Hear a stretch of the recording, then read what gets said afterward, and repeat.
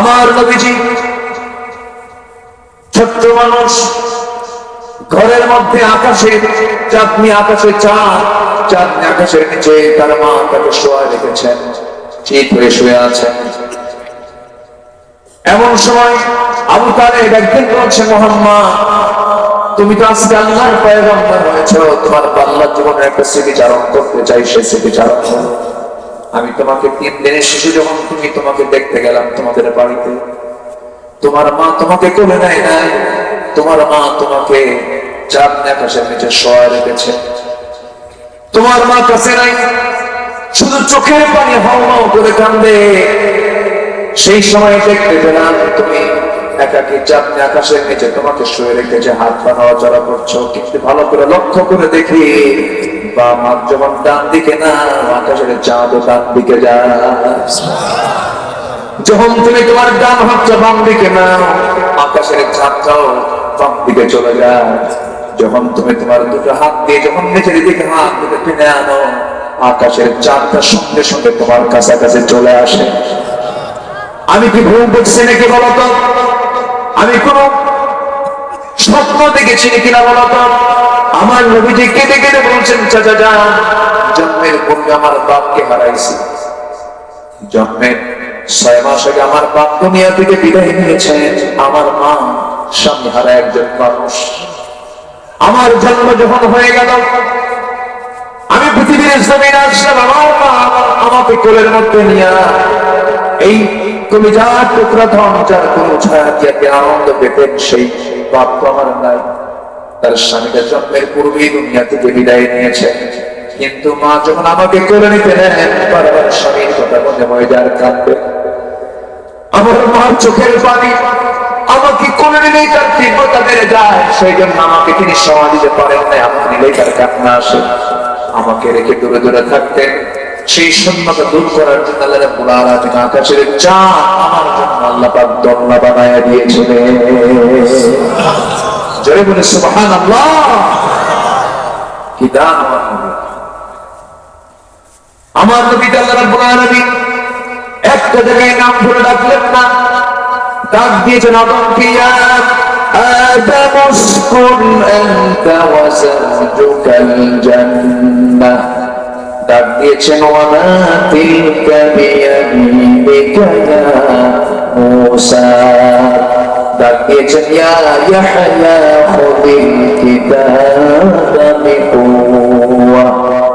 সব নবীকে আল্লাহ রাব্বুল আলামিন নাম ধরে হরফে নিদা প্রয়োগ করে ডাক দিয়েছেন। আমার নবীকে আল্লাহ পাক একবারও ডাকলেন না, ডাক দিয়েছেন যত জায়গায়, সব জায়গায় নবীদের নামের সঙ্গে সিফাত যোগ করেছেন, গুণ যোগ করেছেন। মুহাম্মাদুর রাসূলুল্লাহ ওয়াল্লাযীনা মা'আহু আশিদ্দাউ আলাল কুফফারি রুহামাউ বাইনাহুম।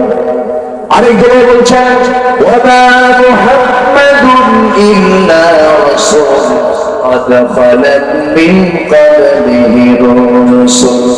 আল্লাহ পাক তার নবীকে সুন্দর করে জায়গায় ডাক দিয়েছেন সূরাতুল আহজাবে, ইয়া আইয়ুহান নাবিয়্যু ইন্না আরসালনাকা শাহিদান ওয়া মুবাশশিরান ওয়া নাযীরান ওয়া দা'iয়ান ইলা আল্লাহি বিইذনিহি ওয়া সিরাজান মুনীরা।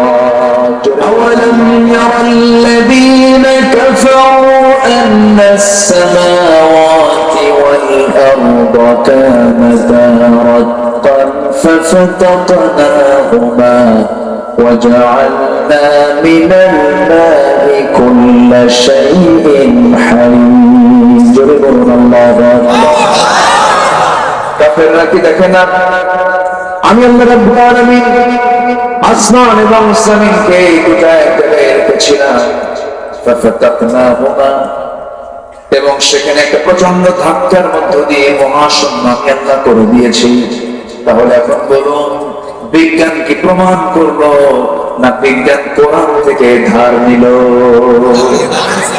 কি নিয়েছে? কি নিয়েছে? শুধু একটা বললাম, আরো আছে বহু। সব সোর্স হচ্ছে কোরআন। যেখানে সব জ্ঞান শেষ, সেখানে কোরআনের জ্ঞান শুরু। জোরে বলি সুবহানাল্লাহ। সেই কালামে হাকিম থেকে, সূরাতুল আহজাব থেকে আমি কিছু কথা বলতে চাচ্ছি। শুধু একজন আকাশ ছুঁয়েছেন, তিনি কে? বলুন বলুন। Marconi, Faraday, James Watt, Copernicus, Einstein, Dalton, Galileo, এই যে বিজ্ঞানীদেরকে আমরা মহাবিজ্ঞানী বলি, কেউ কি আকাশে গেছে? এরা যদি সামান্য দুই একটা তথ্য দিয়ে যদি মহাবিজ্ঞানী হয়, আমার নবীজি আরশ কি বলে আকাশ পেরিয়ে, সাত আকাশ পেরিয়ে, সিদরাতুল মুনতাহা পেরিয়ে আরশ আজিম পর্যন্ত চলে গেলেন। যদি বলি সুবহানাল্লাহ। মেরাজ মিথ্যা না সত্য? মিথ্যা না সত্য? শুধু সত্য না মহা সত্য? কষ্ট পাচ্ছেন নাকি?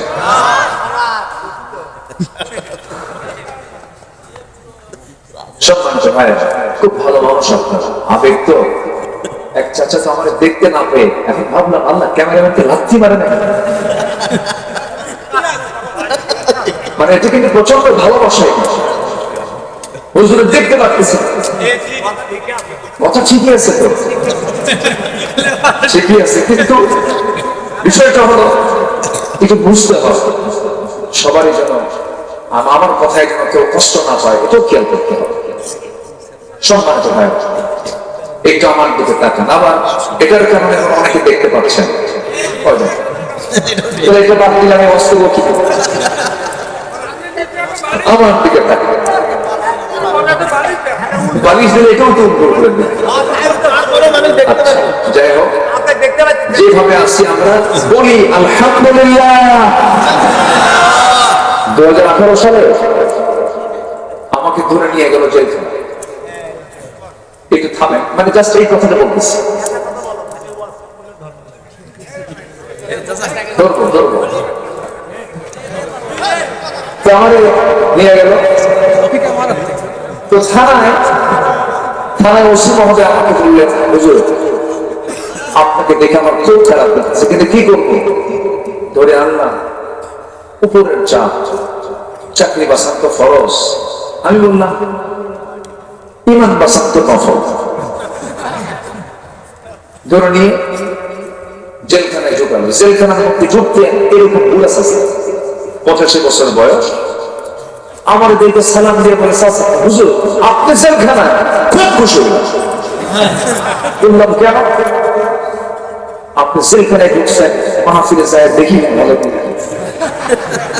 বসত হয় না, কথা হয় না, জেলখানায় ঢুকছেন, খুব খুশি হয়েছে।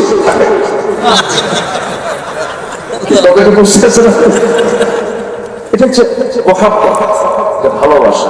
বলি আলহামদুলিল্লাহ। সম্মানিত ভাইয়েরা, তাহলে এই যে বিশাল পৃথিবী যিনি সৃষ্টি করেছেন তিনি আমার কে? কোরআন নাযিল করেছেন তিনিও কে? এই কোরআন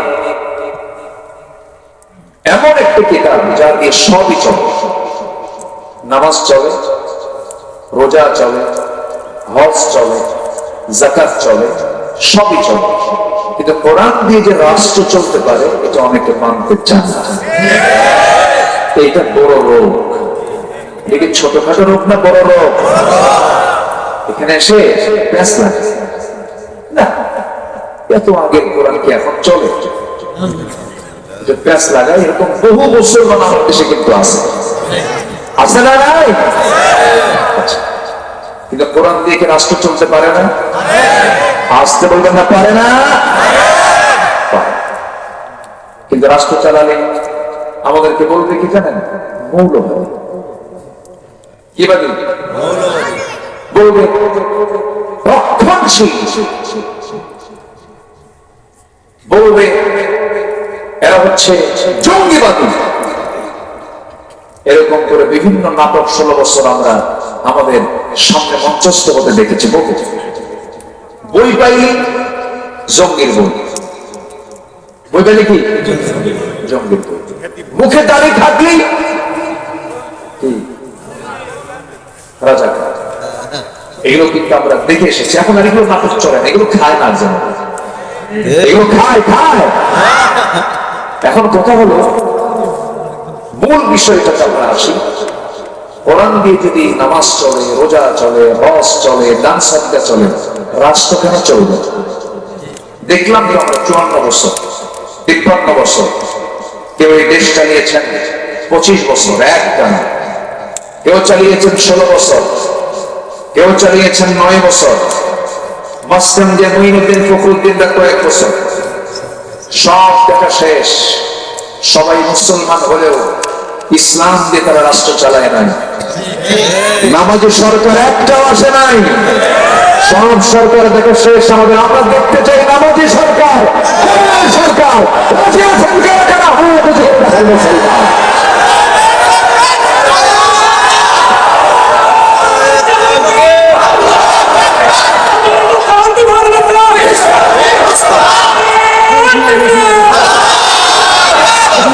আল্লাহ কবুল করো, আল্লাহ কবুল করো, আল্লাহ কবুল করো।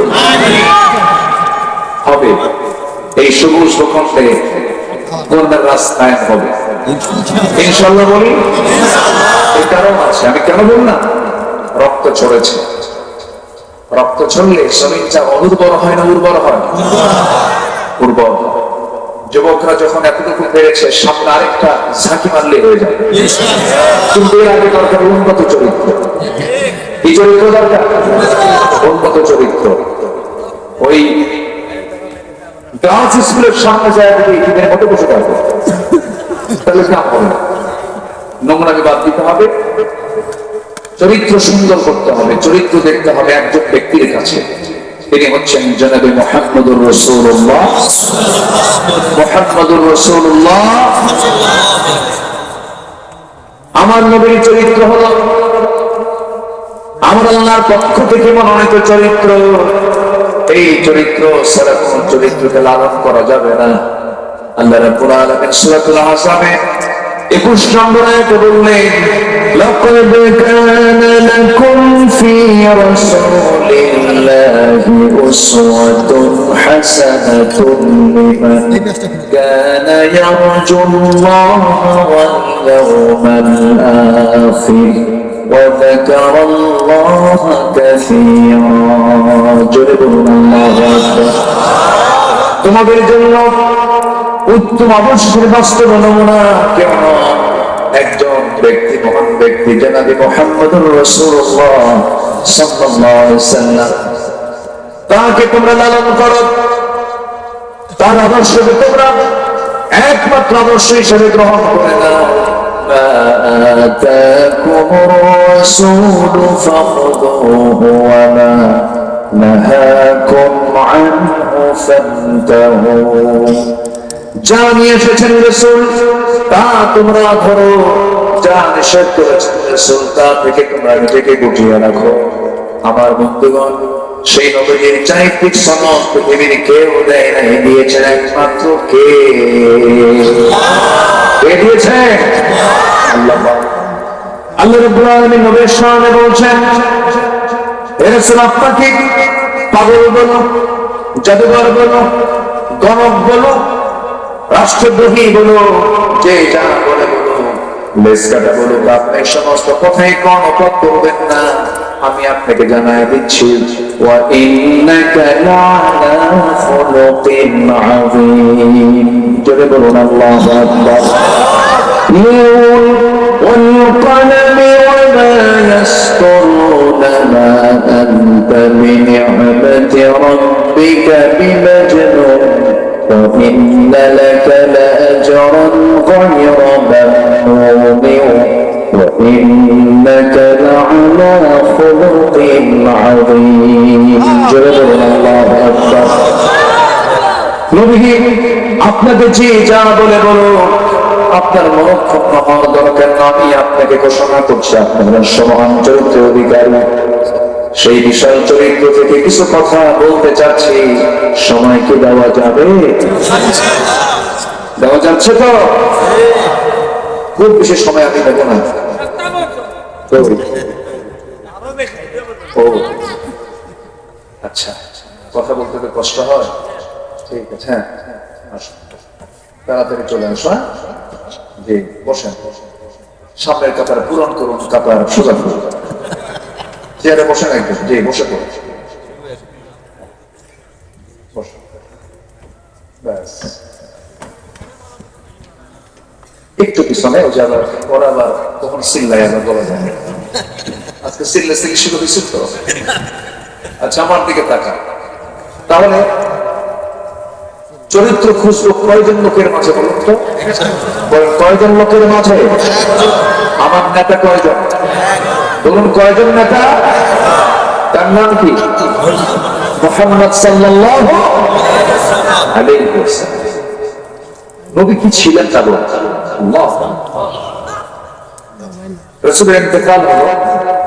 ইন্তেকালের পর এক ইহুদি এসে মক্কায় একটু শোকের পরিবেশ, সবার চোখে পানি। রাসূল মারা গেছেন, কেউ কথা বলে না, সবার চোখে শুধু পানি আর পানি, কাঁদতেছেন সাহাবীরা। নতুন খেলাফত, প্রথম খলিফা সাইয়েদনা আবু বকর সিদ্দিক রাদিয়াল্লাহু আনহু তখন খেলাফতের দায়িত্ব সবেমাত্র নিয়েছেন। প্রথমে এসে প্রশ্ন করল, বেলাল বিন রাবাহকে বলে ফেললো, বেলাল বলতো নবীর চরিত্র কেমন ছিল? তিনি বললেন, বলতে পারবো না আমি। চলে গেল সাইয়েদনা আলীর কাছে। সাইয়েদনা আলী বললেন, আমি তোমার প্রশ্নের জবাব দেবো কেমন চরিত্র ছিল, তার আগে একটা প্রশ্ন করবো। কি প্রশ্ন? আচ্ছা বলো তো, এই যে আকাশ আছে, আকাশের মধ্যে কতগুলো তারকা রাজি আছে, একটা একটা করে বনে বলো দেখি। ইহুদি বলছে, এটা কি সম্ভব নাকি? এই মহাশূন্যে এত মখলুক আছে, আল্লাহর এত সৃষ্টি আছে, যার বর্ণনা করা আমার দ্বারা সম্ভব নয়, আমার ক্ষুদ্র মস্তিষ্কে বর্ণনা করা সম্ভব নয়। সঙ্গে সঙ্গে সাইয়েদনা আলী বললেন, এই আকাশ শুধু নয়, এই জমিন শুধু নয়, সাত সমুদ্র সহ গোটা আসমান জমিন, গোটা সাত আসমান জমিনকে মহান রব্বুল আলামিন তালিল বলেছেন, সামান্য বলেছেন। আর আমার নবীর চরিত্রকে সীমাহীন বলেছেন। সেই সীমাহীন চরিত্রের বর্ণনা আমি তোমার সামনে কেমনে দেব? জোরে বলি সুবহানাল্লাহ। তিনি ছিলেন মহান চরিত্র। আমার কোন শিল্পী তার শৈল্পিক সৌন্দর্য দিয়ে তার সৌন্দর্য শেষ করতে পারবে না। কোন লেখক লেখা দিয়ে লেখা শেষ করতে পারবে না। কোন কবি কবিতা দিয়ে তার কবিতার বর্ণনায় নবীর বর্ণনা শেষ করতে পারবে না। তিনি হচ্ছেন এমন একটা চরিত্র, আমার আল্লাহ নিজের পরিচয় দিতে নিয়ে তিনি বলেছেন, যার পরে ঠোঁট মিলিয়ে বলুন আলহামদুলিল্লাহি রাব্বিল আলামিন। আর আমার আল্লাহর পরিচয় দিয়ে আমার আল্লাহ আমার নবীর পরিচয়টা নিয়ে দিচ্ছেন, ওয়ামা আরসালনাকা ইল্লা রাহমাতাল লিল আলামিন। জোরে বলুন আল্লাহু আকবার। আমার আল্লাহ হচ্ছেন জগতের রব, আর আমার নবী হচ্ছেন জগতের রহমত।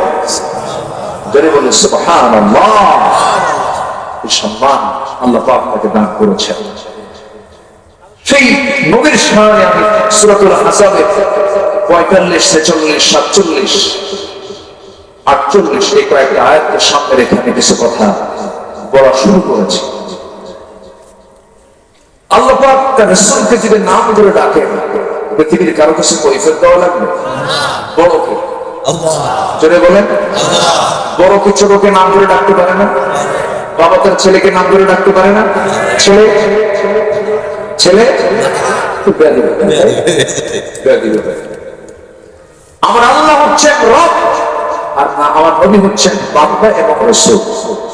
অথচ আল্লাহ তার আসন থেকে অন্যান্য নবীকে আল্লাহ পাক নাম ধরে ডেকেছেন, কিন্তু আমার রাসূলকে একটা বারের জন্য কোরআনে কোথাও নাম ধরে ডাকেন নাই। জোরে বলে সুবহানাল্লাহ। যে নবীকে আল্লাহ নিজে নাম ধরে ডাকেন না, সম্মান দিয়ে কথা বলতে পারে, আর সেই নবীর উপরে কম জুলুম 16 বছর গেছে। এই কথা কি বুঝতেছেন আপনারা? নবীর নামের উপরে কম জুলুম গেছে? বহুত জুলুম করেছে ওরা, বহু কিছু করেছে ওরা। কুকুরের মাথায় তারা টুপিও পড়েছিল, বলিনি তো? যাই হোক, আমরা তাদের জন্য দোয়া করি, আল্লাহ তাদেরকে হেদায়েত দান করুন। জোরে বলে আমিন। যারা ওই চেতনার যারা আছেন, কি করবো এটা? এই নারীগুলি কি করবো বলেন? এখানে রাখবো? আচ্ছা, থাকো, আল্লাহ ভরসা। যদি দেন, সাউন্ড তো পাবে না, দেন না, কি আছে?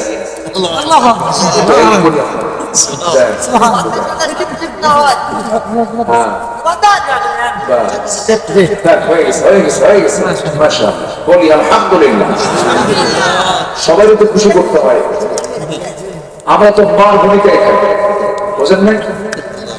মা যেগুলো দুষ্ট বেশি, ওরে বেশি মহব্বত।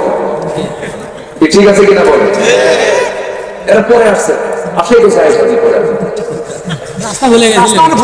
রাস্তা ভুলে গেছে। আচ্ছা, সম্মানিত ভাই, একটু আমার দিকে তাকান। তাহলে আমার নবীকে আল্লাহ তাআলা নাম ধরে রাখতেছেন না, আর সেই নবীর সুন্নাহ টুপিকে আর কুকুরের মাথায় পরিয়েছিল। কতটা বুঝেন? এবং রাসূলকে বলেছে একাধারে 16 বছর। এদেশের বুদ্ধিজীবী নামে কিছু নাস্তিকদের রাসূলকে বলেছে মৌলবাদী রাসূল, জিনাকার রাসূল। এরকম বহু কথা বিভিন্ন ব্লগ থেকে বলা হয়েছে, শুনেছি, কিন্তু তাদের কোন বিচার বাংলার জমিনে হয়নি। বিচার করেছে কার? বিচার করেছে হলো আল্লামা সাঈদীর মতো একজন কিংবদন্তির বিচাররা করতে পেরেছে। এই তাফসীর মাহফিলে যখন আসি, বুকটা ফেটে যায়। জানেন, এই বগুড়ার শাহ সুলতান মাঠে, কি সুলতানগঞ্জ মাঠে, সেন্ট্রাল হাই স্কুল মাঠ ছিল তার শেষ 2009 সালে, কত 25 ফেব্রুয়ারি তার ছিল লাস্ট মাহফিল। বগুড়াবাসীর সঙ্গে তিনি সর্বশেষ কথা বলে গেছেন। সম্মানিত ভাইয়েরা, 2009 সালে আমার প্রথম জীবনের হজের সফর, আমি একসঙ্গে একই বছর, যে বছর আমি চাই সে বছর ওনারও শেষ হজ। ওনাকে প্রশ্ন করা হলো, হুজুর আপনি দেশে ফিরবেন না, দেশে মামলা চলছে, আপনাকে গ্রেফতার করবে দেশে গেলেই। উনি মুস্কি হাসি মেরে বলেন, আলেমরা পালায়, আলেমরা তো পালায় না। আমার জনগণ, আমার দেশের জনগণ জিম্মি হয়ে থাকবে, জেল খাটবে, হামলা মামলা খাবে, আর আমি এখানে আরামে থাকবো না? আপনি যাবো জেলে, সমস্যা। কি কথা কি বুঝতেছেন? কথা বোঝা যায়? দেশকে কারা ভালোবাসে বুঝে নিতে হবে। একটা বিষয় মাথায় রাখবেন, এই পৃথিবীর ভিতরে সবচেয়ে শ্রেষ্ঠ তারাই যারা আলেম ওলামা। এটা আমার ফতোয়া নয়, এটা আমার কথা নয়, কার কথা? আল্লাহ। কিছু দুষ্ট তো থাকবে, সব জায়গায় কিছু দুষ্ট থাকে। নবীর নেতৃত্বে যদি মুনাফিক থাকে, আজকে আমাদের নেতৃত্বে মুনাফিক থাকবে না? থাকতেই পারে। এর মানে তো সবাই কাছে খারাপ বলতে পারবে না। এরপরে উনি বললেন, আমি দেশে ফিরব। দেশে ফিরেছেন, জেল কেটেছেন 13 বছর, ভালো করে খাইতে দেয়, 9 টাকার খাবার খেয়েছেন। বিছানাটা ছিল ঠান্ডা, 4 হাত বাই 5 হাত, একটা ছেলের মধ্যে 13 বছর কেটেছে তার। জীবনের অবর্ণনীয় জুলুম নির্যাতন তাকে করা হয়েছে, রিমান্ডে নিয়ে হিন্দু পুলিশ দিয়ে থাপ্পা মারা হয়েছে তার গালে। কম অত্যাচার করা হয়নি।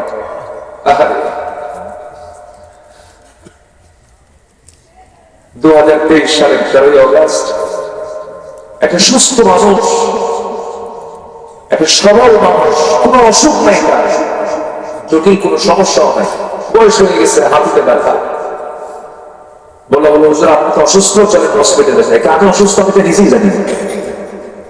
জোর করে ধরে নিয়ে জেলখানায়, ভালোই ছিল জেলখানে, তো আমার ভালো থাকে না, ভালোই ছিল, ওখানেই থাকুক না, ওদের মায়া দেওয়া হলো না, মায়া দেওয়া হলো না। তাকে নিয়ে ভারতীয় প্রেসক্রিপশনে হসপিটালে নিয়ে বিষ প্রয়োগ করে তাকে পয়জনিং করে হত্যা করা হয়েছে। এই তাফসীর মাহফিলের প্ল্যাটফর্ম থেকে জানান দিতে চাই, অবিলম্বে জগৎ বিখ্যাত আলেমের খুনের প্রকাশ্যে ধরে চূড়ান্ত শাস্তি নিশ্চিত করা হোক। এটার পক্ষে আছেন কারা কারা হানাফি যুগের আহলে সুন্নাহ।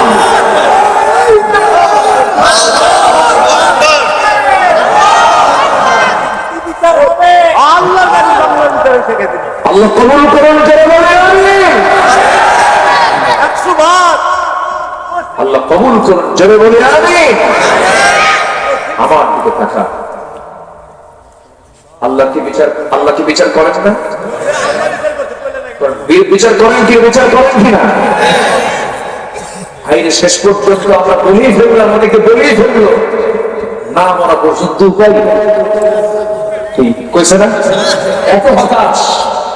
আল্লাহ বললেন চিন্তা করো কেন, এমন একটা নিউজ দেব খুশিতে আত্মহারা হয়ে যাবে। সুবহানাল্লাহ বলবেন না?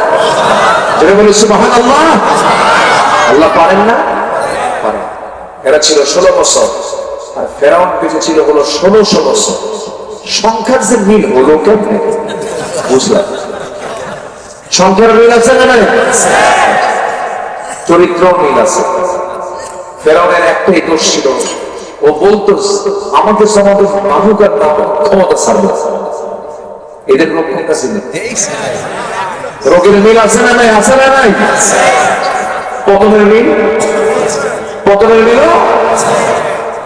সে কিন্তু ভাবে নাই কখনো জামার এই অবস্থা হবে। ফেরাউনও কিন্তু ভাবে নাই কখনো সুবাদ করতে হবে, ভাবে না, কখনোই চিন্তা করে নাই। ফেরাউন তার ক্ষমতাকে পাকাপোক্ত করার জন্য নিজের বউকে পর্যন্ত হত্যা করেছে। কত বড় বড় পশু ওটা, কত বড় পাশবিক কঠোর হৃদয় হতে পারে, বউকে হত্যা করে তার ক্ষমতা পাকা করেছে।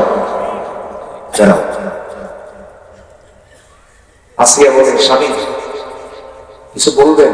শুনলাম তুমি নাকি মুসার দিন গ্রহণ করেন না। মুসার দিন না, আল্লাহর দিন। সুবহানাল্লাহ করবেন না? কি করবেন? এটা ছাড়ো। আসিয়া বলেন শোনেন, মরে যাবো, ছাড়বো না। জোরে বলে সুবহানাল্লাহ। ফেরাউন কয় আসিয়া আমি তোমাকে কোনো সম্মান কম দিছি? তুমি হচ্ছে ফার্স্ট লেডি অফ ইজিপ্ট, এই মিশরের তুমি হলো আমার পরে তোমার জায়গা, আমার আমি নাই এরপর করবো, এরপরও তুমি খুশি না? উনি বললেন আপনি এর চাইতে আরো কিছু দিবেন, আরো কিছু দেন, তবু আমি আমার আল্লাহকে ছাড়তে রাজি নই। বেড়ে বলে সুবহানাল্লাহ। ফেরাউন বলে ফেলল আসিয়া তুমি কি জানো এটার ফলাফল কি হতে পারে? সংসার চলে যাবে, তোমার জীবন চলে যাবে, সন্তানাদি চলে যাবে। মুসলিম হাসি মেরে বললেন আমার স্বামী গো, আমি দুনিয়ার সব কিছু ছেড়ে দিতে রাজি আছি, পরিবার ছাড়বো, স্বামী ছাড়বো, সংসার ছাড়বো, সব ছাড়বো, কিন্তু আমার দিন ইসলাম থেকে আমি আছি একজন পরিবার নড়ব না। শেষ পর্যন্ত কি হলো? ফেরাউন জাল্লাদ রেডি করে কোরআন তার সামনে হাজির করে কপালে লাগায় দিল। আসিয়া সালাতু ওয়াসসালাম চোখের পানি ফেলে ফেলে আল্লাহকে দোয়া করে বলছেন আল্লাহ আমার তো মনে হয় শেষ সময় হয়ে গেছে, আমি দুনিয়া থেকে বিদায় নিয়ে নেব, কিন্তু তোমার কাছে আমার একটা দোয়া, সেই দোয়াটা হলো আমি যদি দুনিয়া থেকে বিদায় নেই, আমার একটা দোয়া, সেই দোয়াটা কোরআনে কোট করেছেন আমার আল্লাহ নিজে আমার আপনার জন্য। এই যে দোয়াটা পড়া আছে, যে দোয়া পড়েছে, তিনি কি দোয়া করেছেন? রব্বি বিনিলি ইনদাকা বাইতান ফিল জান্নাতি ওয়া নাজ্জিনি মিন ফিরআউনা ওয়া আমালিহি। আল্লাহ তুমি আমার জন্য বানায় দাও একটা মাত্র ঘর, সেই ঘরটা চাই তোমার ঘরের দেওয়ালের সাথে, এবং তুমি ফেরাউন থেকে আমাকে বাঁচায় দাও। আমি দুনিয়াতে থাকতে চাই না, আমি তোমার সঙ্গে জান্নাতে থাকতে চাই। আল্লাহ তুমি তোমার ঘরের সঙ্গে আমার একটা ঘর বানায় দিবা, অনেক জিনিস ফিরাউন ওয়া আমালিহি, এবং ফেরাউনের অপকর্ম থেকে আমাকে তুমি বাঁচায় দাও। করাত দিয়ে চিটতেছে তার মাথা, আর থেকে বের হচ্ছে লা ইলাহা ইল্লাল্লাহ। ইল্লাল্লাহ, জোরে লা ইলাহা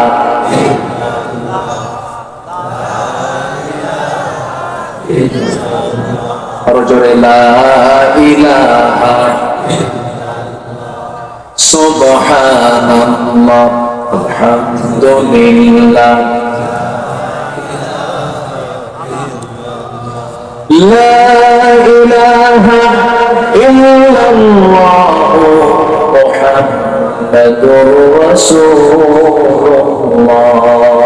সাল্লাল্লাহু আলাইহি ওয়াসাল্লাম। আমার বন্ধুরা, সবচেয়ে বড় সম্পদ হলো ঈমান। ঈমানকে নষ্ট করা যাবে না, ঈমানকে নষ্ট করা যাবে না। কিন্তু আমার দেশে বহু লোক আছে নামাজ পড়ে না, কিন্তু ঈমান দারুণ শক্ত। ঈমান দারুণ শক্ত। নাম ঈমান আলী, ওর কি কোনো টেনশন আছে? নাম ঈমান, নাম হলো ফজর আলী। ঘুম থেকে উঠে সকাল 10টায় নাম রাখছে ফজর আলী। নাম হলো হিম্মত আলী, সাইকেলের চাকা বাস সিট হয়ে পড়ে। নাম হলো আতর আলী, গোটা গায়ে কাঁচার গন্ধ। নাম হলো হিম্মত আলী, সিট হয়ে পড়ে। নাম হলো লাল মিয়া, লোকটা কালো মানুষ। নাম হলো বাদশাহ মিয়া, ভিক্ষা করে। নাম হলো খোকা মিয়া, বয়স হলো 85 বছর। নাম দিয়ে তো কোনো কাম হবে না, বংশ দিয়েও কোনো লাভ হবে না। অনেকে বলে আমি চৌধুরী, আপনাদের মাঝে আমি সম্রাট, আমি মোগল, আমি মির্জা, আমি সৈয়দ, কোনো লাভ হবে না। এই সমস্ত বংশগত কৌলিন্য দিয়ে বান্দা তুমি জান্নাত পাবে না। বংশগত পরিচয় দিয়ে যদি জান্নাত পাওয়া যেত, আমার নবীর আপন চাচা আবু জান্নাত পেয়ে যেত। আল্লাহের বংশ, আবু জেহেলের বংশ, আমার নবীর বংশ দুই না, এক বংশ। বংশ দিয়ে কি করবে? বংশ দিয়েও মিলবে না জান্নাত। বাপ দিয়ে কি করবেন? বাপ একজন আল্লাহর পয়গম্বর ছিলেন, ছেলে হলো কেনান, জান্নাতি না জাহান্নামী। বাপ হলো মুশরিক, ছেলে হলো বড় আল্লাহর নবী, যাকে আল্লাহ রাব্বুল আলামিন জাতির পিতা করেছেন। সেই নবীটার নাম কি বলেন? জাতির পিতাকে আরো জোরে, আরো জোরে, আরো জোরে। ইব্রাহিম কেন বলতে বললাম বলেন তো? বলেন। হ্যাঁ, সম্মানিত ভাইয়েরা, রাগ করতেছেন নাকি? আপনারা রাগ করতেছেন?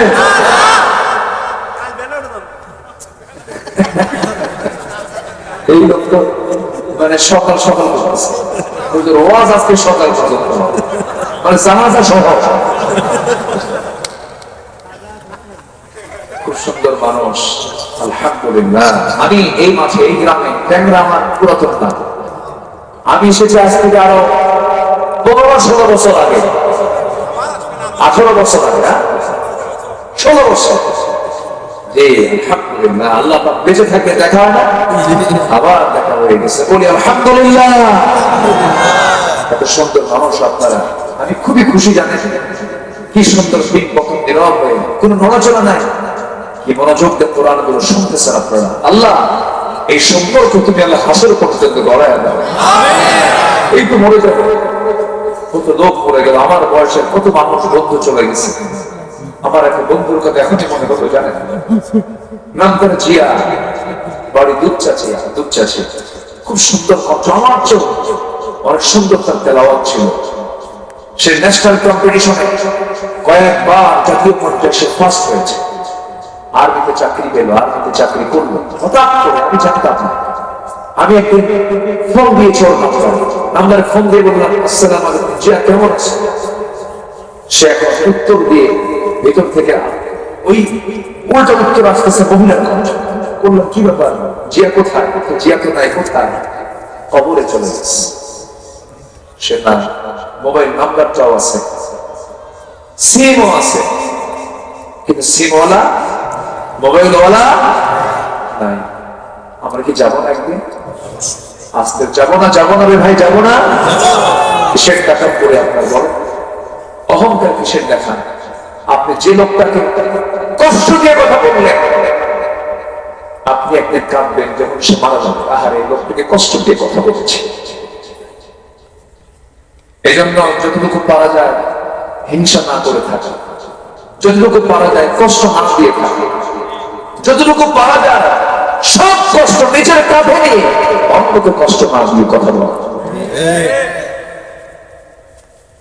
সম্মানিত ভাইরা, এই পৃথিবীর সেরা চরিত্র হচ্ছে মুহাম্মদ সাল্লাল্লাহু আলাইহি ওয়াসাল্লাম। রাসূল যদি মক্কা বিজয় করেন, আমার নবীজি কাঁদতেছেন আর বলতেছেন, মক্কার লোকরা আমাকে মারছে, এই মক্কার মানুষগুলো আমাকে রক্তাক্ত করেছে, এই যে দাঁত, এই যে দাঁত, এই যে কপালে আমার লোহার ফলার দাঁত, এই যে দাঁত ভাঙ্গার দাঁত, সব মক্কার মানুষগুলো মেরেছে। সাহাবীরা, আমার কোনো প্রতিশোধ নাই, আমি এদেরকে মাফ করে দিলাম। জোরে বলে সুবহানাল্লাহ। এই চরিত্রই তো দরকার আমাদের, এই চরিত্রই তো দরকার। আমার নবীজি প্রতিশোধ নিতেন না, ক্ষমা করে দিতেন। আমরা ক্ষমা করবো না? জোরে বলি ইনশাআল্লাহ, আরো জোরে ইনশাআল্লাহ। তার দাম কত, নবীর দামটা কত, কি শানটা! আকাশের চাঁদ দ্বিভাগ হয়ে যায় নবীজির হাতের ইশারায়। আমার নবীজির যখন জন্ম, আবু তালেব নবীর এক চাচা, কাফের চাচা। কি চাচা? কাফের, কিন্তু ভদ্র।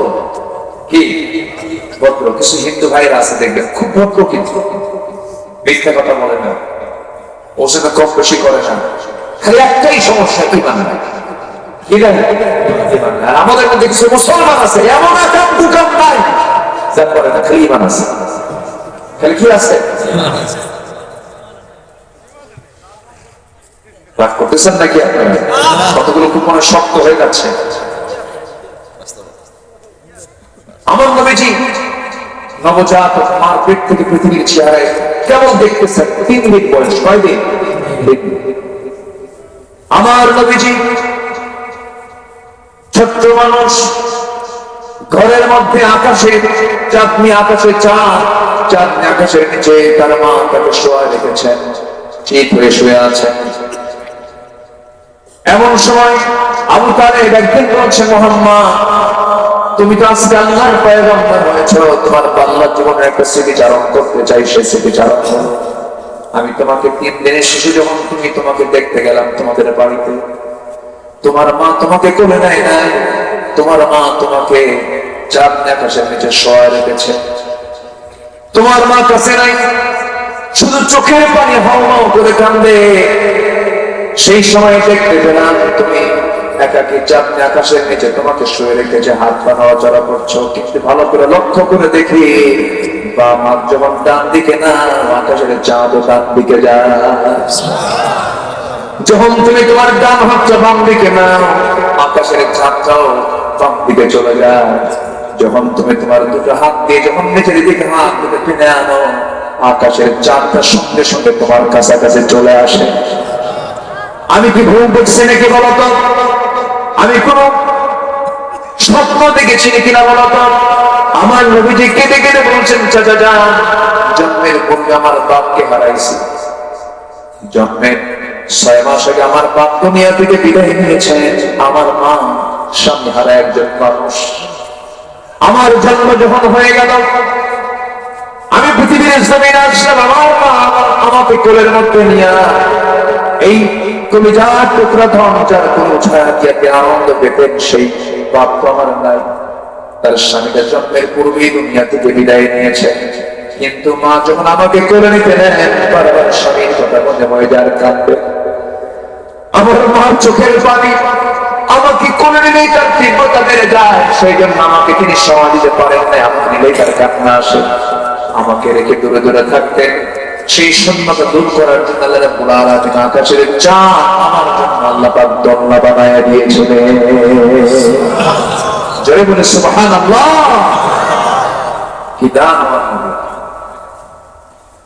আমার নবী! আল্লাহ রাব্বুল আলামিন একটা জায়গায় নাম ধরে ডাকলেন না, ডাক দিয়েছেন আদমকে, ইয়া আদম উসকুন আনতা ওয়া যাওজুকাল জান্নাহ।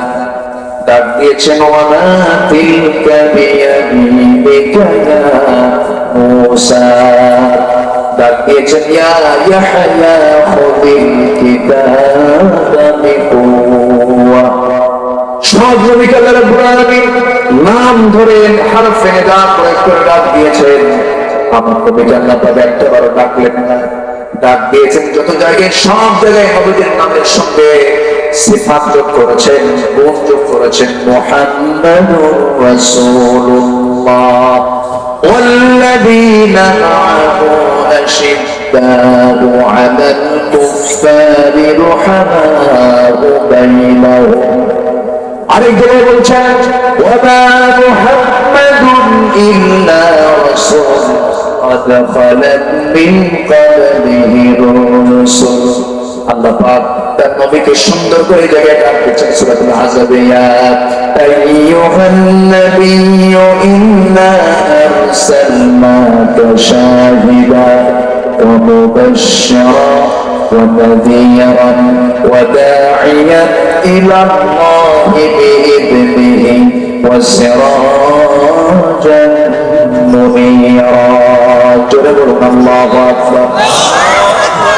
হে সম্মানিত নবী, হে সম্মানিত রাসূল, হে মুজাম্মিল, হে মুদাথ্থির, কোথাও নাম করে ডাকুন না। এত সম্মান এত মর্যাদা আমার নবীকে দিয়েছেন একমাত্র কে? সেই নবীর উম্মত হচ্ছে আমরা। আমাদের দাম আছে না নাই? আজ তো আমাদের দাম আছে না নাই? আমরা বিড়ি খাই, দাম তো আছে, ঠিক আছে না? বিড়ি খাই, দাম তো আছে। হ্যাঁ, জর্দাও খাই। ও আচ্ছা, আমি কই পান খান, সমস্যা নাই, কিন্তু পানের সাথে আবার হাকিমপুরের রহমতুল্লাহ আলাইহি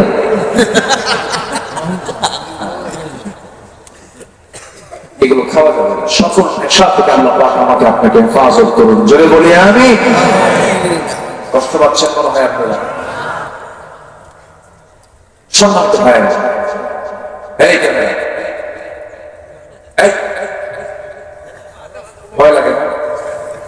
পিছনে যে লোক আছে আজকে তো চড়া মানুষ, সব কে কখন লাগতে পারে খোঁজ জানে না, সব ভয় হয়ে আছে না। ঠিক আছে, আল্লাহ তুমি সবাইকে বোঝার তৌফিক দাও। জোরে বলি আমিন। কি নামে রাখেন? গ্রামের নাম কি? ট্যাংরা মাছ আছে না? জি, ট্যাংরা মাছ আছে, খাওয়ালেন না?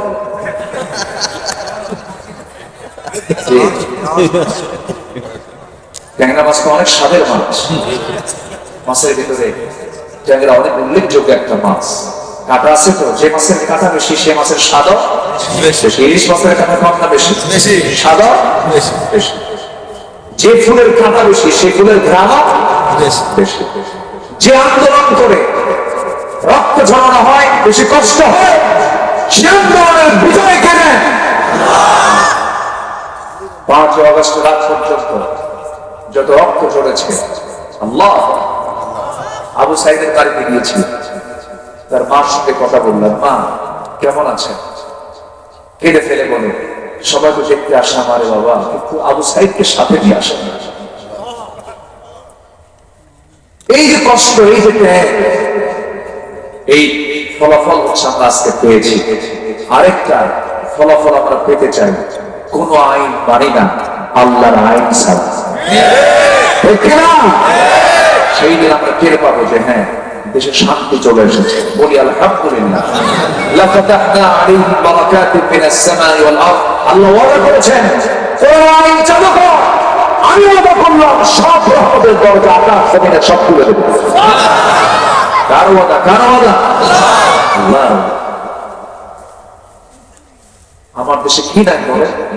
কাতার গিয়েছিলাম, কাতারে কোন গাছই নাই, কয়েকটা গাছ সেখানে তারা লাগায় রাখছে, সুন্দর দেখা যাচ্ছে। বললাম কি ব্যাপার, এখানে গাছ কাটতে হলো? বুঝলো, নিচে স্যালাইন লাগায়, নিচে কি লাগায়? স্যালাইন। শুধু স্যালাইনটা কাম হয় না, বুঝলো, আর কি লাগে? এই গাছকে বাঁচানোর জন্য দুবেলা করে হেলিকপ্টার ওর মাথার উপরে আসে, পানি স্প্রে করে, পানি স্প্রে করে দেয় এই গাছটা তাজা রাখার জন্য।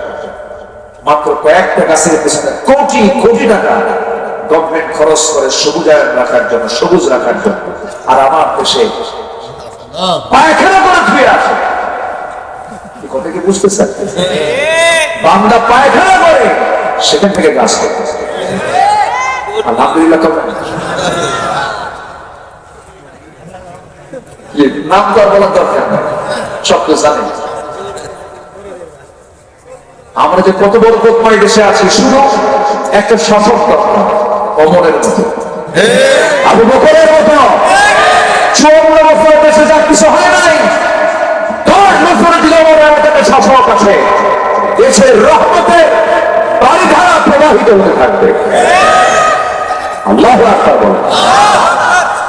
কিন্তু দুঃখজনক হলো অধিকাংশ নেতাগুলো আমাদের সত্যবাদীরা মিথ্যুক আছে, ভালো তো আছে, কিন্তু ভালো সংখ্যা হলো খুবই কম। আমাদের সঙ্গে যেমন 5%, এই ভালো সংখ্যাই কয়েকটা পার্সেন্ট। হিসাব বুঝতে হবে, মিলে নিতে হবে। সম্মানিত ভাইয়েরা, আজকে মনে হচ্ছে আমি ফজর পর্যন্তই আছি।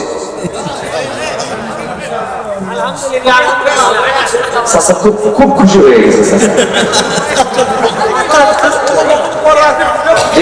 আলহামদুলিল্লাহ বলে শুরু।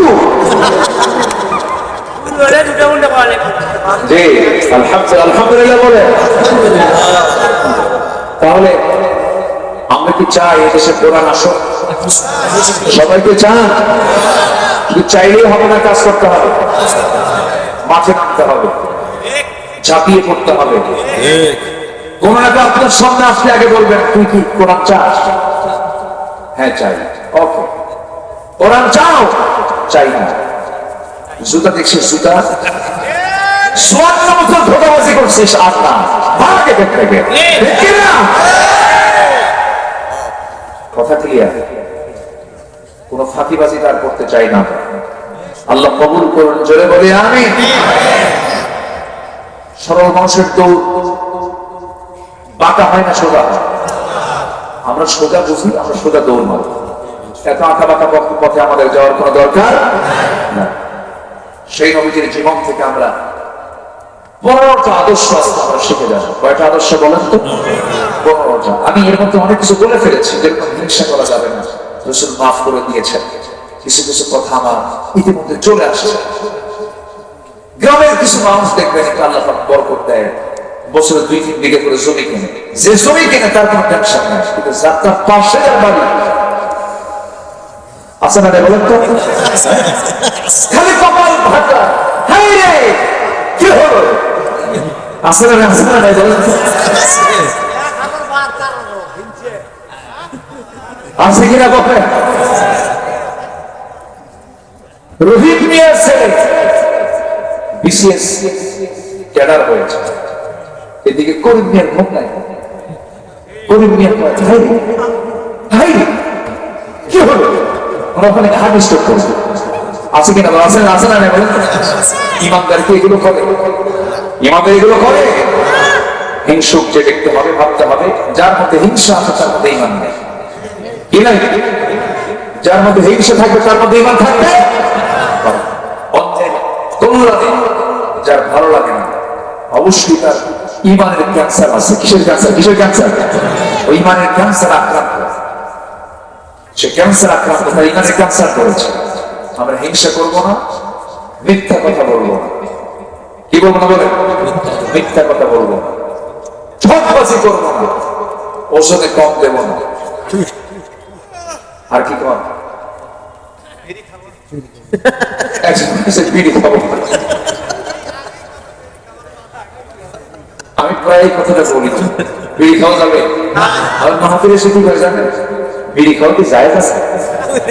মানে উনি জায়েজের চেষ্টায় আছে। আল্লাহ তুমি সকল নেশা থেকে যাদেরকে হেফাজত করে, জোরে বলি আমিন। 15টা আদর্শ আমরা শিখবো। নাম্বার 1 হচ্ছে দাওয়াত দেব কার কথা? বোকার সাথে না প্রজ্ঞার সাথে? বোকার সাথে না প্রজ্ঞার সাথে? প্রজ্ঞার সাথে। উত্তম পন্থা আমরা দাওয়াত দেব। আমার নবীজির একটা আদর্শ ছিল, তিনি ছিলেন একজন শ্রেষ্ঠ দাঈ ছিলেন। আল্লাহ, সবচেয়ে বেশি দাওয়াত দিয়েছেন আবু জাহেলকে। সে ভালো মানুষ না? হ্যাঁ, 1 নম্বর খাতা। খাটাস বুঝেন? বগুড়া ভাষা তো আমরা বগুড়ার ছোলবারে পুঁটি মাছ মারবার যায় আমরা বগুড়ার ছোল। বগুড়া তো বগুড়া অনেকদিন আগে নোয়াখালী এক মাহফিল তো বলতেছে হুজুর কোথাতে শীতে চলে উত্তরবঙ্গের এমন একটা বাক্য বলবেন যেটা আমরা বুঝবো। তো আমি অনেকক্ষণ চিন্তা ফিকির করে বললাম কি বলা যায়। একটা লাইন বলে ফেললাম, কে রে তুই আলু তে আলু অট্টালিয়া। তোমরা কি বুঝতেছেন? কে রে তুই আলু তে আলু অট্টালিয়া।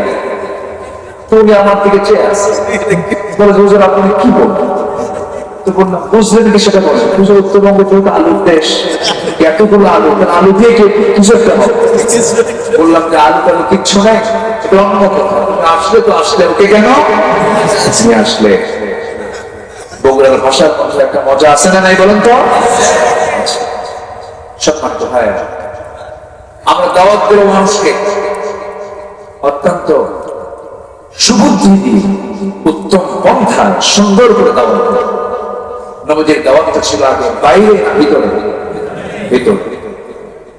আমার নবীজি আগে বউকে দাওয়াত দিয়েছেন, বন্ধুকে দাওয়াত দিয়েছেন, ভাইদেরকে দাওয়াত দিয়েছেন, আত্মীয় স্বজনকে দাওয়াত দিয়েছেন। কারণ আনফুসাকুম ওয়া আহলিকুম নারা, নিজে বাঁচো, পরিবারকে জাহান্নাম থেকে বাঁচাও।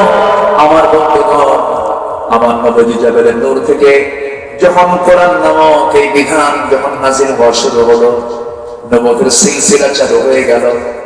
আমার নবীজি কোরআন নামক ওই শিবানী নিয়ে আল্লাহর কালাম নিয়ে সোজা বাড়িতে ঢুকিয়ে বলছেন, জাম্মিলুনি খাদিজা, জাম্মিলুনি খাদিজা। খাদিজা তুমি আমাকে বস্ত্র আচ্ছাদন করে দাও। লাকাদ খাশিতু আলা নাফসি, আমি আমার নিজের জীবন নিয়ে শঙ্কিত মনে হয় বাঁচব না, মরে যাব। আম্মা জান খাদিজা বলছেন, আমার স্বামী আপনি এমন করে কথা বলছেন কেন? পৃথিবীর কোন শক্তি নাই যে আপনারা ক্ষতি করতে পারে, কারণ আমি তো আপনাকে 14 বছর যাবৎ চিনি, 15 বছর যাবৎ চিনি। যার মুখে একটা মিথ্যা কথা বের হলো না, সেই লোকের কোন ক্ষতি পৃথিবীর কেউ করতে পারে না।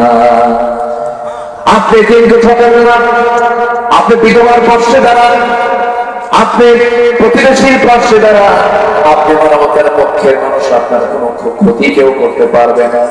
এবারে রাসূল বলেন, খাদিজা তুমি আমাকে অভয় দিচ্ছ, তুমি আমাকে সান্ত্বনা দিচ্ছ, কিন্তু আজকে আমি তোমাকে নতুন করে আমার একটা পরিচয় দেব। কি পরিচয়?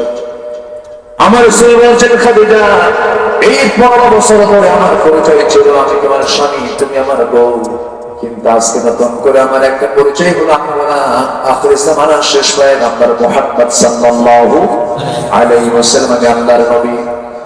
এই কথা বলা মাত্রই খাদিজার চোখ দিয়ে টপ করে পানি পড়ছে, আর আবেগাপ্লুত হয়ে আনন্দ চিত্তে বলে ফেললেন, আমার স্বামী 15 বছর ধরে আপনাকে প্রায় লক্ষ্য করেছি, কিন্তু সাধারণ কোনো মানুষ নয়, যার কথা কাজ সকল কিছু সম্পূর্ণ স্বতন্ত্র। আমি নিশ্চিত আপনি আল্লাহর নবী, কোনো সন্দেহ না। হাত লাগায় দিয়ে রাসূল তাকে বলে দিলেন, আশহাদু আল্লা ইলাহা ইল্লাল্লাহু ওয়াহদাহু লা শারীকা লাহু ওয়া আশহাদু আন্না মুহাম্মাদান আবদুহু ওয়া রাসূলুহু। হেদায়েতের মালিক কে? খাদিজা কালিমা পড়ে নিলেন। আমার নবীজি কালিমার দাওয়াত 3 বছরের বন্ধু, ছোট বন্ধু, 3 বছরের বয়সে ছোট সাইয়েদনা আবু বকরকে বলছেন, বকর আমি আল্লাহর পয়গম্বর, তোমাকে বিশ্বাস হয় নাকি? বন্ধু কেঁদে ফেলে দিয়ে রাসূলকে বুকে জড়ায় ধরে বলে, বন্ধু আমার তুমি আল্লাহর নবী 100% সত্য। কি চরিত্র তিনি উপহার দিয়েছিলেন! বন্ধু তাকে বরণ করে নিল, স্ত্রী তাকে বরণ করে নিলেন। আমার নবী আবার চলে গেছেন, ছোট্ট শিশু, এক ঘরে মানুষ হয়েছেন। আবু তালেবের ছোট্ট ছেলে আলীর কাছে গিয়ে বলছেন, আলী রে, 9 বছরের ছোট্ট শিশু আলীকে বললেন, আলী আমি আল্লাহর নবীর। সঙ্গে সঙ্গে তিনি বললেন, লা ইলাহা ইল্লাল্লাহ। কিন্তু আমার নবী জবাব তারা আপন চাচা নবীর ঘরের সঙ্গে ঘর আবু লাহাবের বাড়িতে গিয়ে যখন বললেন, চাচা আমি আপনার পয়গম্বর। আবু লাহাব জন্মের সময় রাসূলের জন্য খুশি হয়ে উট কুরবানি দিয়েছিল, খুব খুশি হয়েছিল। কিন্তু রাসূল যখন বললেন, চাচা আমি আল্লাহর পয়গম্বর, আবু লাহাব রাসূলকে গালিগালাজ করতে করতে ঘর থেকে বের করে দিল। আমার নবী ঘর থেকে বের হয়ে আসে, ওই ঘরে নবীর দুইটা মেয়ে ছিল, দুইটা মেয়েকে তালাক দেওয়া হলো। মেয়েগুলো তালাক প্রাপ্ত হয়ে নবীর ঘরে চলে আসলেন। আমার নবীজি বড় কষ্ট পেয়ে গেলে আবু লাহাবের বউ পর্যন্ত রাসূলকে কষ্ট দিয়ে কথা বলল।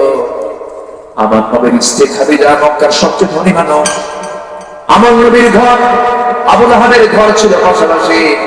আবু লাহাবের স্ত্রী করতো উম্মে জামিলা প্রত্যেকটা দিন বাড়ির সমস্ত ময়লা আবর্জনাগুলো একটা ডিশের মধ্যে তুলে নিয়ে ছাদের উপরে উঠে দাঁড়ায় থাকতো। খাদিজা যখন ঘর থেকে বের হয়ে উঠানা দাঁড়াতো, খাদিজার মাথার উপরে সমস্ত পচা আবর্জনাগুলো ফেলে দিত। আমার নবী একদিন সরাসরি দেখে ফেললেন, দেখে ফেলে বলছেন, খাদিজা আমার প্রতিবেশী এত জুলুম অত্যাচার করে, তুমি তোমাকে কোনোদিন একবারের জন্য বলবে না। খাদিজা বলছেন, ইয়া রাসূলুল্লাহ আপনি দাওয়াতের কাজে ব্যস্ত থাকেন, আপনাকে সংসার জীবনের এই সমস্ত কথাগুলো বলে আপনাকে কষ্টের মধ্যে ফেলবো কেন? সামান্য কষ্ট সহ্য করে করে নেব। কিন্তু আমার রাসূল বড় কষ্ট পেলে, আমার নবী যদি কষ্ট হলে পরে কে রেগে যান? আসতে হবে না, কে রেগে যান? রেগে যান। সঙ্গে সঙ্গে গজলের সূরা নাযিল হয়ে গেছে, যারা পরে সঙ্গে করুন তাব্বাত ইয়াদা আবি লাহাবিন ওয়া তাব মা আগনা আনহু মালুহু ওয়া মা কাসাব সায়াসলা নারান যাতা লাহাবিন ওয়া মারাতুহু হাম্মালাতাল হাতাব ফি জিদিহা হাবলুম মিন মাসাদ। আমার বন্ধুগণ, আমার নবীজির দাওয়াতের কার্যক্রম অনেকে শুরু হলো। নবীজির জীবনের শেষ সময় পর্যন্ত তিনি কালেমার দাওয়াত দিয়েছেন, দিনের দাওয়াত দিয়েছেন। একজন ইমানদার আমৃত্যু দিনের দাওয়াতের কাজ করবে। এই দাওয়াতের কাজ তার একদিন না সারা জীবন, একদিন না সারা জীবন। সারা জীবন এই কাজ আমাকে আপনাকে করতে হবে। দাওয়াত দেবো আমরা। নম্বর 2 হলো, আমার নবী ছিলেন সাহসী। আমার নবীজি কখনো ভীরু ছিলেন না। আমরা কি হবো বলেন? আরো জোরে, আরো জোরে। সাহসী হবো আমরা, ভীরু হবো। আমরা বুক দিয়ে দেবো, পিঠ দেবো না। যেমন করে মুগ্ধরা জীবন দিয়েছে, আবু সাঈদরা জীবন দিয়েছে, এদের নামগুলো ঘন ঘন আসা দরকার। এই জাতির একটা চরিত্র হলো ভুলে যায় সব। এই জাতির একটা খারাপ চরিত্র আছে, ভুলে যায়। আবু সাঈদ যা করেছে, আল্লাহ, জীবন দেওয়া তো সস্তা না ভাই। আমরা এমনি এমনি পাইনি। জীবন দেওয়া তো সস্তা নয়।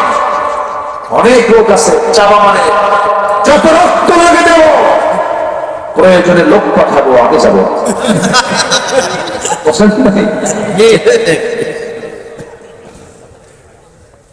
আবু সাঈদ হাত কি দেখেন না, দেখেন না, একদম শটান করে বুক উঁচু করে থেকেছে। কত করে চালাবি চালা, সুযোগ দেখতে চাই না। আল্লাহু আকবার বলো। রক্ত ছড়ালে ইতিহাস পাল্টে যায়। আল্লাহু আকবার, ইতিহাস পাল্টে গেছে। সম্মানিত ভাইয়েরা, শহীদ নিজামী, ফজলুর রহমান নিজামী, রাতের বেলা ফাঁসি হবে, একদম আল্লাহ। মন্ত্রী দায়িত্ব পালন করেছেন 5 বছর, 1 পয়সার দুর্নীতি তারা বের করতে পারে না। এটা ছিল ওদের জ্বালার কারণ, এটা ছিল ওদের জ্বালার কারণ। শেষ পর্যন্ত তাদের প্রেসক্রিপশনে তাকেও ফাঁসির কাজটা ঝুলিয়ে মারা হয়েছে।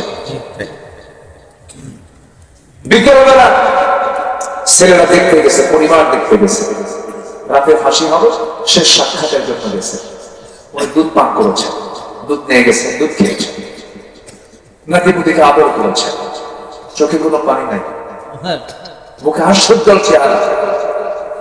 পরশুদিন তার ছেলের সাথে সাথিয়াকে দেখা, যে জানাজা পড়িয়েছে ব্যারিস্টার নাজিবুর রহমান মোমেন, তার সঙ্গে দেখা।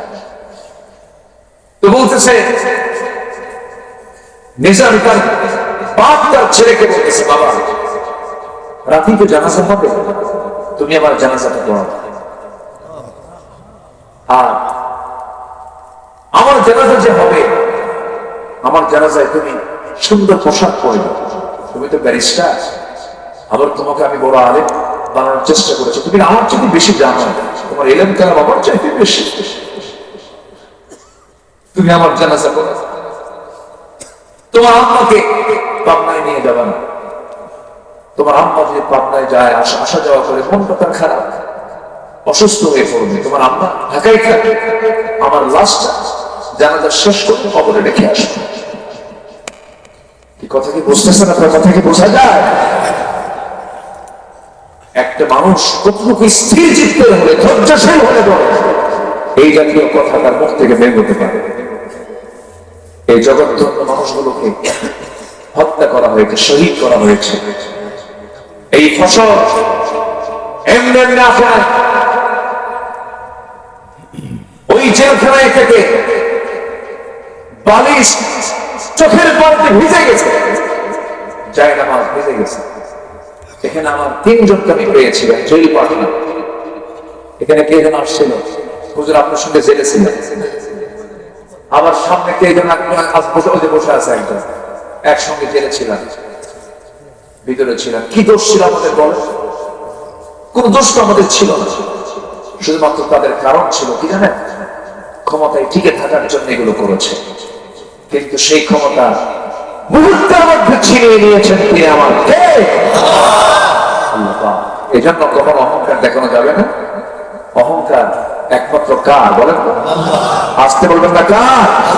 আল্লাহ। আমরা ভীরু হব না, সাহসী হব, সাহসী এবং সাহসী হওয়ার জন্য আল্লাহর কাছে দোয়া করব। যারা পারেন থাকবে নিয়ে বলুন, ربنا أفرغ علينا صبرا وثبت أقدامنا فانصرنا على القوم الكافرين। الله أكبر। নাম্বার 3 হলো ধৈর্য ধারণ করা। নবীজির একটা গুণগত দিক ছিল, তিনি ধৈর্যশীল ছিলেন, ধৈর্যের পিরামিড ছিলেন। আমরা ধৈর্যশীল হব, জোরে বলে ইনশাআল্লাহ। ধৈর্য আগে না নামাজ আগে? কি আগে বলেন? ধৈর্য নাই নামাজ হবে না। ইমাম সাহেব সূরা একটু লম্বা করলে কিছু কিছু মুসল্লির চুল কেটে শুরু হয়। আছেন এরকম? আছে না? আছে না? একটাই খুতবা হবে, একটা 40 বেজে গেছে অথবা একটা 35 বেজে গেছে, ঘড়ি শুধু বারবার মুসল্লি দেখে। ঘড়ি মুসল্লি দেখার দায়িত্ব না, প্রতিবার দেখার দায়িত্ব।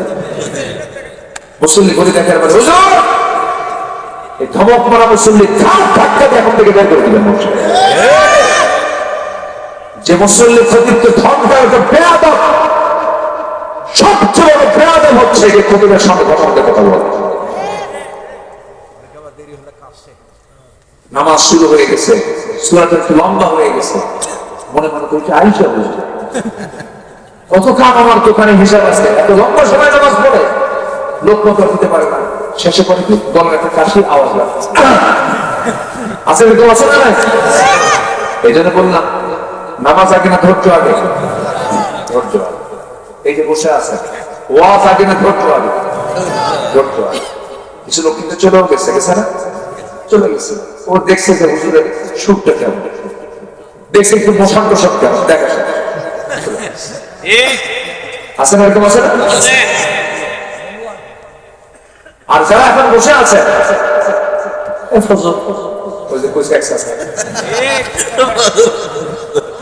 খুব ভালো, বলি আলহামদুলিল্লাহ।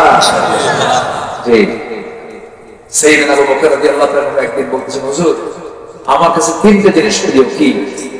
আপনার দিকে চায় থাকে, আর কি আপনার সামনে বসে থাকে, আর কি আপনার জন্য সব পাল খরচ। জোরে বলে সুবহানাল্লাহ। অনেক মুসলমান আছে আলেমদেরকে খুব ভালোবাসে, খুব প্রচন্ড ভালোবাসে। একদিন আমাকে একজন ফোন দিয়ে বলে, হুজুর আমি আমার বইয়ের সামনে বেশি ভালোবাসি। বললাম ভাই এটা তো দরকার, আপনার বউটা আপনার কাছে, বলছে জিনিস ভালোবাসা দরকার, আপনি তাকেও ভালোবাসেন, আপনি আমাকেও মহব্বত করেন, এর চাইতে বেশি এর চাইতে কম, বউ শুনলে তো না জানি কিছু করে। এই মহব্বত গুলো আসে কার থেকে? কার থেকে বলেন তো, কার থেকে আসে? আল্লাহ। আল্লাহ কবুল করুন, জোরে বলি আল্লাহুম্মা আমিন। নাম্বার 4 হলো পরিবারের প্রতি দায়িত্বশীলতা। আমার নবীজি মেয়েগুলোকে বিয়ে দিয়েছেন, বিয়ে দিয়ে আমার দেশের কিছু বাপ আছে, মেয়ের পরিস্থিতি আছে না এরকম বাপ, যাই মেয়ের কোনো খবরে রাখে না, বরঞ্চ মেয়ের খবর না রেখে মেয়ের সম্পত্তি ছেলের নামে লিখে দেয়। হারামজাদা বুড়া, এরকম কিছু বুড়া আছে না নাই?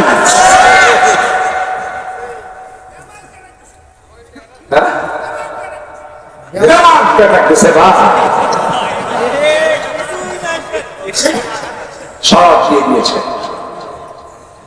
মেয়েগুলোকে ঠকা আছে না? মেয়েগুলোকে ঠকানো বাবা আছে না নাই? কিন্তু ছেলেকে দিয়ে না বলো, কিন্তু গাঁজা খায়, ইয়াবা খায়। যদি উপকার করতে পারে বাবা, মেয়েরা কি পারে? আসতে এখন কেন মেয়েরা দিনগুলো বেঁচে বেঁচে টাকা জমা করে লুকায় লুকায় বাবার পকেটে দেয়। নিজে দেখেছি, ফুফুদের দেখেছি, আমি ফুফুদের দেখেছি।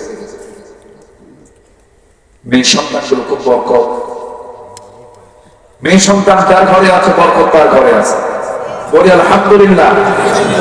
কোন মেয়ে বাপ মার মুখের উপরে কথা বলে না, সে যতই করা হোক না কেন, শক্ত হোক না কেন, বাবা মার সামনে খুব নরম হয়ে কথা বলে।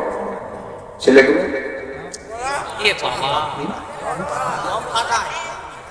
বিয়ে হওয়ার পর সুপারলেটিভ দেখি, ঠিক আছে, হাই পাওয়ার, যে পাওয়ার যে একটা নিয়ে আসছে, পাওয়ার যে একটা নিয়ে আসছে, তাহলে পাওয়ার কি হলো? Super power. আচ্ছা বলেন তো, মা বড় না বউ বড়? ভালো করে চিন্তা করে কবে, আগে বইয়ের দিকে আগে নজর দিবে। এখন কন মা বড় না বউ বড়? মাহফিলে মা বড়, বাড়িতে বউ। ঠিক আছে, কি কথা কি ক্লিয়ার?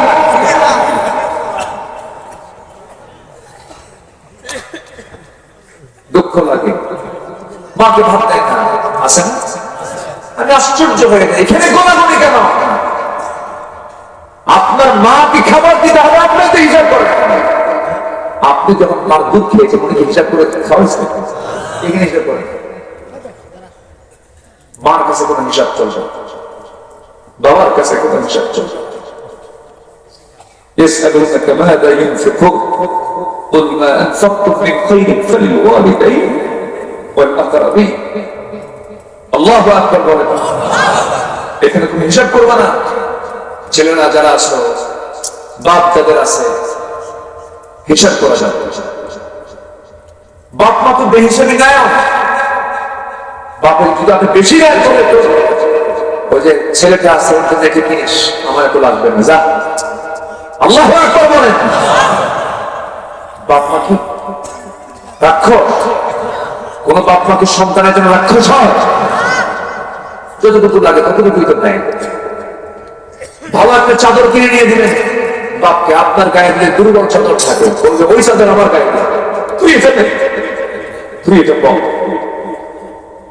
আপনি আপেল কিনে নিয়ে যান, আপেল দিয়ে বল মা তুমি আপেলটা খাও, চাকু দিয়ে কেটে কেটে টুকরো টুকরো করে বলবে তোর মুখটা শুকনা, তুই আগে খা। অথচ মা শুনে আমরা কি করি বলেন? আমরা এত কৃপণ হয়ে যাই মার সামনে। আল্লাহ প্রতিটি সন্তানকে মা খেদমত করার তৌফিক দিয়ে দাও, জোরে বলি আল্লাহুম্মা আমিন। বউ রান্না করে, ছেলে বউ রান্না করে, পোলাও রান্না করেছে, গোশত রান্না করেছে, মার নাকে গিয়ে সেই রান্নার গন্ধ ধাক্কা খায়, মার কবরে সেই রান্নার খাবার দেবে না। আছে কিনা? যে বউ তোমার, যে বউ তোমার তোমার মার সেবার জন্য অনুপযুক্ত, তুমি এটা মাথায় রাখবা, ওই বউ তোমার কোনদিন কল্যাণ করে আনতে পারে না। কি কথা ক্লিয়ার? কথা ক্লিয়ার? এক রাত তো সব সাবজেক্ট বলা সম্ভব না, একটু একটু করে বলবি। শুধু মায়ের ওয়াজ করলে 2 ঘন্টা লাগে। আজকে রাসূল নিয়ে বলেছি কিছু কথা, ঘড়ির কাঁটা আজকে খুব দ্রুত ঘুরে যাচ্ছে। আলহামদুলিল্লাহ। না হবি না বলি আলহামদুলিল্লাহ। পরিবারকে সময় দেবো কিনা বলেন? মেয়ে বিয়ে দিয়া কি ভাষায় লিখান, ভাষণের মধ্যে এখন সালাম দিয়ে দিলে খবর নাম দরকার আছে? মেয়ের বাড়ি যাবে, আপনার বাড়ি নতুন ধান হয়েছে, সেই ধান কুটে পিঠা বানায় মেয়ের বাড়িতে নিতে যাবে। যাবে, মেয়েটাকে সম্মান, মেয়েটাকে স্নেহ করবে। শুধু ছেলের নাতিপুতি করে দেখবেন না, মেয়ে নাতিপুতি দেখার দরকার আছে না নাই বলেন তো? নবীজি মেয়ে ফাতিমাকে বিয়ে দিয়েছেন, 3 দিন পার হয়নি কখনো না দেখলে সাহাবায়ে বলতেন সাহাবীরা আমার ভালো লাগতেছে না, আমি ফাতিমাকে দেখতে গেলাম। সুবহানাল্লাহ বলবেন না? ফাতিমার জীবন দশায় হযরত আলী একদিন বিয়ে চিন্তা করলেন। এই কিসের চিন্তা বলেন তো? বিয়ে করবে। আমার নবীজি জুমার খুতবায় বললেন যে ফাতিমাকে কষ্ট দেবে সে আমাকে কষ্ট দেবে, তুই বিয়ে করবি? কথা বলছেন না? যে আমাকে কষ্ট দেবে সে আমাকে কষ্ট দেবে। আমার রাসূল ফাতিমাকে এত পরিমাণ ভালোবাসতেন। একদিন ফাতিমা আসলেন, এসে বলছেন আব্বাজান আপনার কলিজার টুকরা নাতি হোসাইন হাসান, ছোট্ট ছোট্ট বাচ্চা, কাঁচা ঘর, কাজ কারবার করতে করতে কাপড় চোপড় ময়লা হয়ে যায়, আপনার নাতিদের খেদমত করতে আমার একা কষ্ট হয়ে যায়। দেখুন তো আপনি আমার জন্য একটা খাদেম দিতে পারেন কিনা, একজন কাজের মানুষ দিতে পারেন কিনা? নবীজি বললেন ফাতিমার এদিকে আয়, তোর পিতা মুহাম্মদ সাল্লাল্লাহু আলাইহি ওয়াসাল্লাম নিজের কাপড় নিজে ধুয়ে ফেলে, নিজের ঘর নিজে ঝাড়ু দিয়ে ফেলে, তোমার বাবা মুহাম্মদ বিন আব্দুল্লাহ কোনো খাদেম নাই। আমি তোমাকে কি পরামর্শ দেবো? না, তোমার কাজ তুমি নিজেই কষ্ট করে একাকি করো, একাকি সম্পন্ন করো। আমি তোমার জন্য দোয়া করে দিচ্ছি আর তোমাকে একটা আমল শিখাই দিচ্ছি। সুবহানাল্লাহ, আলহামদুলিল্লাহ, আল্লাহু আকবার 33 বার করে সকাল সন্ধ্যা করবে, আমার আল্লাহ সমস্ত কাজের জিম্মাদার তোমার জন্য হয়ে যাবে। মা চলে যাও, স্বামীর বিরুদ্ধে একটা নালিশ দেওয়ার কারণে না আসে, আমি এমন স্বামী তোমাকে দেই নাই, মা যাও সংসার করে খাও। স্বামীর বিরুদ্ধে একটা নালিশ দেন আমার কারণে না আসে, মরা আগ পর্যন্ত। আর এখনকার মেয়ের বাপরা কি করে? যা বিয়ে দিলাম ভোগ দিবি খাইয়া খাওয়া আসলে ঠিক না? স্বামীর দাম আছে না নাই বলেন তো? সাইয়েদনা আলী রাদিয়াল্লাহু আনহু ছিলেন নবীর জামাতা। ফাতিমা রাদিয়াল্লাহু তাআলা একদিন নবীর ঘরে এসে বসে বসে নামাজ পড়ছে। রাসূল বলেন ফাতিমা বসে বসে নামাজ পড়ো কেন? তোমার তো যুবক, তুমি তো যুবতী মহিলা। এ বলছেন আব্বাজান আমি দাঁড়িয়ে নামাজ পড়ি কিন্তু বসে আজকে নামাজ পড়ার কারণ হলো আমার জামার পিছনে একটা ছেঁড়া অংশ আছে, এই ছেঁড়া অংশটুকু দাঁড়িয়ে নামাজ পড়তে গেলে আপনার চোখে পড়ে যাবে, আর আপনার চোখে পড়লে আপনি মনে মনে চিন্তা করবে আমার জামাই আলী আমার মেয়েকে কাপড়ে কষ্ট দেয়, এতটুকু আমার স্বামীর কোন ক্লেম আপনার চোখে ধরা পড়ো কিনা চাই নাই মনে করে বসে বসে নামাজ পড়ি। জোরে বলি সুবহানাল্লাহ। এই ইতিহাসগুলোকে মেয়েদের জানার দরকার আছে না? এগুলো না জেনে খালি ভারতের সিরিয়াল গুলো দেখে, নাটক গুলো দেখে। আল্লাহ তুমি মাদের হেফাজত করো, জোরে বলি আল্লাহুম্মা আমিন। মেয়েরা তাহাজ্জুদ করবে, তাহাজ্জুদ করে দিন শুরু করবে মেয়েরা, তাহাজ্জুদ, এরপরে ফজর, এরপরে কোরআন তেলাওয়াত দিয়ে যদি কোনো বাড়ির মহিলারা যদি দিন শুরু করে, আল্লাহর কসম সেই বাড়িতে কোনোদিন অভাব অনটন আসবে না, অশান্তি হবে না, কোন গজব নাযিল হবে না। আল্লাহ রাখার মা বোনদেরকে কবুল করুন, জোরে বলি আমিন, আরো জোরে আমিন। আল্লাহ যে যাকে রহমত দেন তাকে মেয়ে সন্তান দেন, আল্লাহ যে জনপদ রহমত দিতে চান বৃষ্টি দেন। আল্লাহু আকবার। মেয়ে সন্তান হলো রহমত, বৃষ্টি হলো রহমত। মেয়ে সন্তান হলে পরে কিছু কিছু বাড়িতে মনে হয় শোকের মাধ্যমে পড়ে। মেয়ে সন্তান হয়েছে, কি খবর, তোমার বইয়ের খবরটা কি? আওয়াজ নাই। আর যদি হয় ছেলে, কি হয়েছে? ছেলে বাপসাপ এখন 10 লাখ চায় বসে আছে, আসলে না, মন খারাপ করা যাবে না। যা হবে, ছেলে হোক মেয়ে হোক, বলতে হবে কি আলহামদুলিল্লাহ। আমি আজকে খুব আনন্দ পাচ্ছি, এই জায়গায় আসছি তো, এই এলাকায় আসছি তো 16 বছর আগে, আবার আসলাম, আবারও চলে বলে ইনশাআল্লাহ। নাম্বার 7, এতিমকে ধাক্কা দেবো না কাছে নেব? আমার একটা এতিমখানা আছে, আমি নিজে এতিমখানা চালাই, খুব ভালো লাগে। এতিমদের মাথায় যখন হাত রাখি ওরা খুব খুশি হয় আর বলে হুজুর আব্বা নাই। এতিমরা হচ্ছে বড় অসহায়, জানেন? এতিমদেরকে লাথি মারে, ওর বাপ নাই, গ্রামের মানুষের তাকে অবহেলা করে, অথচ সবচাইতে যত্ন করা দরকার ছিল এতিমদের, ঠিক কিনা? এতিমদের কখনো ধমক দিবেন না। ফাআমাল ইয়াতীমা ফালা তাকহার, আল্লাহর ওয়ার্ড আছে, আমরা এতিমকে সম্মান করব, জোরে বলি ইনশাআল্লাহ। একটা মাদ্রাসা করেছি, 16 বছর করতে পারিনি, এই বগুড়াতেই করেছি, শেরপুর ছিলেন, শেরপুরে আমি একটা মাদ্রাসা করেছি, দারুল আমিন আইডিয়াল মাদ্রাসা, একটা মাদ্রাসা করেছি। কেন জানেন? হাফেজ এসপি বানানোর জন্য, হাফেজ ডাক্তার বানানোর জন্য, হাফেজ নেতা বানানোর জন্য, হাফেজ একজন বড় অফিসার বানানোর জন্য, হাফেজ আলেম বানানোর জন্য, হাফেজ ইঞ্জিনিয়ার বানানোর জন্য, যেন সে রস না চুরি করে। এই কথা কি বুঝতেছেন? এই জন্য হ্যাঁ, রড বাদ দিয়ে কি দেয়? বাঁশ। এটা কি ছোট ঘটনা জিনিস? সন্তানকে কোথায় দিবেন বলেন, কোথায় দিবেন? জোরে বলেন। মাদ্রাসা, প্রচলিত মাদ্রাসা কিছু প্রবলেম থাকে, শুধু আরবি বোঝে, অন্য কিছু বোঝে না। তো আমার প্রতিষ্ঠানে আমি গোটা ওয়ার্ল্ডে বিভিন্ন জায়গায় ঘুরেছি, বিভিন্ন জায়গায় ঘুরে বিভিন্ন ক্যারিকুলাম দেখেছি। আমি যে ক্যারিকুলামটা নিয়েছি সেটা হলো 1 থেকে 5 পর্যন্ত পড়বে, বাংলা ইংরেজি সব পড়বে, অঙ্ক শিখবে, এর মাঝে সে হাফেজ হবে। অনেক সময় তো নষ্ট হয়, অনেক সময় নষ্ট হয় না, শুধু পরিকল্পনা অভাব। এর মধ্যে সে খেলবে, খেলাধুলা করবে, কোন শাসন মানে কি? কিছু কিছু শিক্ষক আছে মানসিক রোগী, পিটায়া রক্ত বের করবে, আছে না? কিছু আছে না? এটা ঠিক না, এগুলো ঠিক না। আপনার সন্তানকে মারবেন কেন? রাসূল কোন সন্তানকে মেরেছেন? স্ত্রীকে মেরেছেন, একটা হাদিসে দেখাতে পারবেন? আপনি কি তার চেয়ে বড় কিছু না মেরে চোখের চোখ রাখলায় একটু ভয় দেখায় হালকা মৃদু শাসন থাকবে? শাসন তো সেই করে সোহাগ করে, এতটুকু শাসন তো থাকতেই হবে। একটা প্রতিষ্ঠান শুরু করেছে, দোয়া করবেন না আপনারা? সবাই দোয়া করবেন না?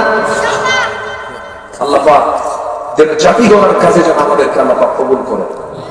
এই জাতির স্থায়ী, এই জাতির স্থায়ী কিছু তখনই আশা করা যায় যখন জাতির ভিতরে শিক্ষার বিপ্লব করানো যাবে।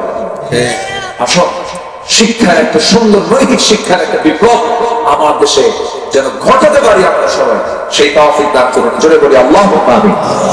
সন্তানকে চোখ বন্ধ করে মাদ্রাসায় দিবে, টাকা পয়সা হাজার হাজার কোটি টাকার মালিক হয়ে লাভ নাই, সালমানের তো আমার সিট হয়ে পড়ে আছে, কি ঠিক কিনা বলেন?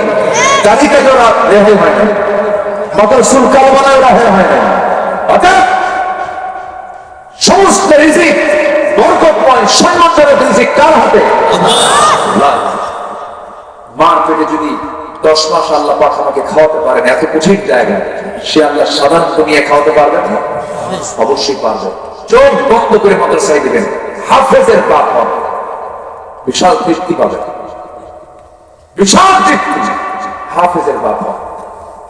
আমার একটা ছেলে আছে, একটু বলেই ফেলি, আপনার পরিবারের মতো।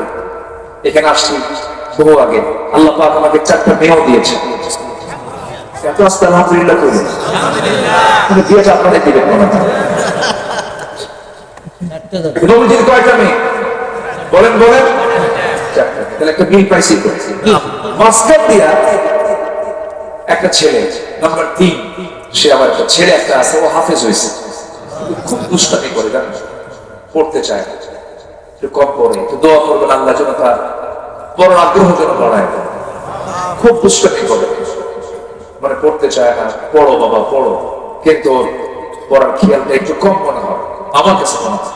বলে আপনি এত পড়া লাগে না, একটু বসবো হয়ে দেখছেন, মেধা ভালো তো খুব ফাঁকিবাজি করে। যারা বেশি চালাক হয় তারা কি করে, খুব ফাঁকিবাজি করে। একটু দোয়া করবেন আপনার সন্তানকে মাদ্রাসায় দিবেন, যাদের 6 বছর সন্তান ছেলে মেয়ে আছে, 6 থেকে শুরু করবেন, 5 থেকে শুরু করবেন। ও যেন 4-5 বছর বয়সে সব শেখার আগে আলিফ বা তা সা জিম হা যেন চেনে যায়। আলিফ তে আল্লাহ, ঠিক আছে, মিম তে মুহাম্মদ, এগুলো যেন শিখে যায়। দেখবেন আপনার সন্তান আপনার জন্য বড় নিয়ামতের কারণ হয়ে যাবে, বরকতের কারণ হয়ে যাবে। আল্লাহ সবাইকে, সব ভাইদেরকে সন্তানের প্রতি যত্নশীল হয়ে দিনের শিক্ষা আগ্রহ বাড়ানোর তৌফিক আল্লাহ প্রদান করুন। এখানে ছেলে মেয়ের বাপ কারা কারা আছে, 5 বছর 6 বছর 7 বছর কারা কারা থেকে হাত তুলে দেবে, অনেকেই আছে, অনেকেই